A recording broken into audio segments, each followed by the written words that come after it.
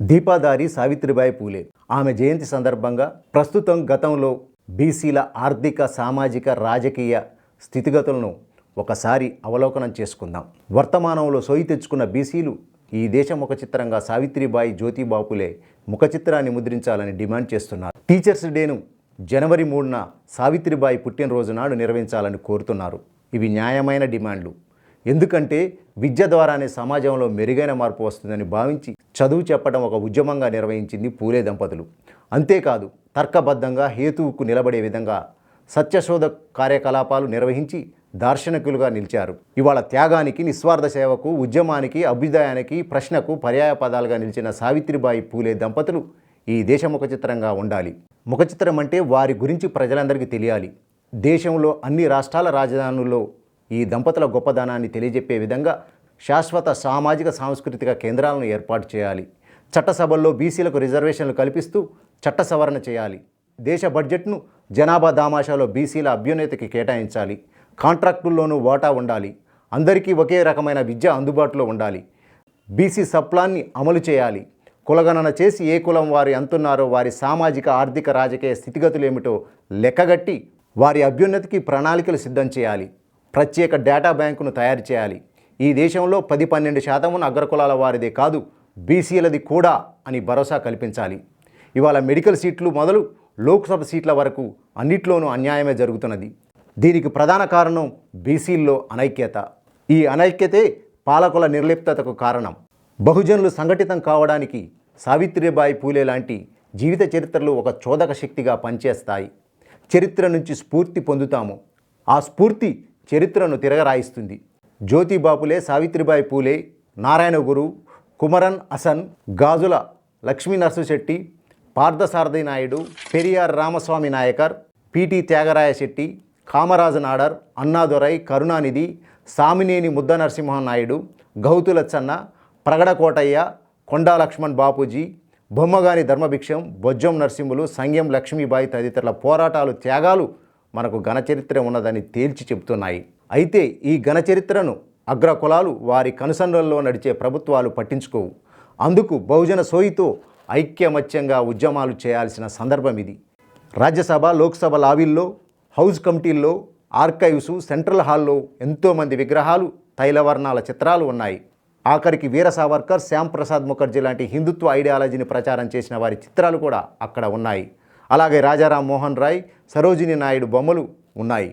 కానీ ఒక బుద్ధుడు, కబీర్, పూలే, జల్కారీబాయి, నారాయణ గురు, అయోతిదాస్, పెరియార్ రామస్వామి నాయకర్, కాన్షీరాం, బీపీ మండల్ ఇట్లా దేశమంతటా ప్రజల ఆదరాభిమానాలు చూరుకుంటున్న వారి చిత్రాలు మాత్రం అక్కడ లేవు. ఇక్కడ చిత్రాలు ఉన్నట్లయితే వారి జయంతి వర్ధంతులను ప్రభుత్వమే ఘనంగా నిర్వహించాల్సి ఉంటుంది. ఇట్లా నిర్వహించడం వల్ల వారి గురించి నలుగురికి తెలిసే అవకాశం ఉన్నది. అది అగ్రకులాల వారికి ఇష్టం లేదు. కాబట్టే బహుజన స్ఫూర్తి ప్రదాతలను విస్మరించిండ్రు. ప్రజాస్వామ్యానికి మూలస్తంభమైన పార్లమెంటులో బహుజనులకు ఎట్లాగో స్థానం లేదు. కనీసం బొమ్మలకైనా జాగా ఉంటుందనుకుంటే అది కూడా అడియాసే అయ్యింది. నిజానికి దేశ ముఖ చిత్రంగా, సేవకు, త్యాగానికి ప్రతీకగా సావిత్రిబాయి పూలేని గుర్తించాలి, కీర్తించాలి. అట్లాగే కరెన్సీ నోట్లపై కేవలం గాంధీ బొమ్మ మాత్రమే ఎందుకున్నది, అంబేద్కర్ బొమ్మ ఎందుకు లేదు అని పాలకులను నిలదీయాల్సిన అవసరం ఉన్నది. ప్రథమ స్వాతంత్ర సంగ్రామంలో పాల్గొన్న వీరవనితిగా ఝాన్సీ లక్ష్మీబాయికి పేరుంది. అయితే పోరాట యోధగా తనకు రావాల్సిన గుర్తింపును కోల్పోయిన దళిత మహిళ జల్కారీబాయి గురించి ఇప్పటికైనా అందరికీ తెలియాలి. ఉత్తరప్రదేశ్ ప్రజల నాలుకలపై మాత్రమే బతికి ఉన్న వీరవనిత ఓదాదేవి.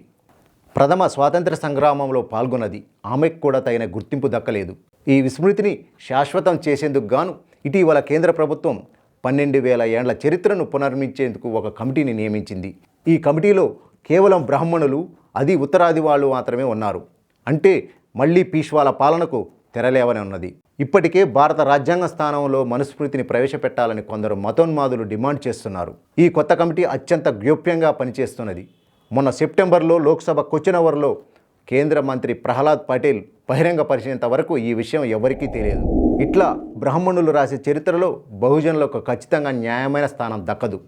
ఆధునిక భారతదేశంలో దాదాపుగా 170 ఏండ్ల నుంచి, అంటే పూలే దంపతులు ప్రజాక్షేత్రంలోకి ప్రవేశించిన నాటి నుంచి బ్రాహ్మణాధిపత్యంపై పోరు జరుగుతుంది. ఈ పోరాటం ఇంకా ఆశించిన ఫలితాలు సాధించలేదు.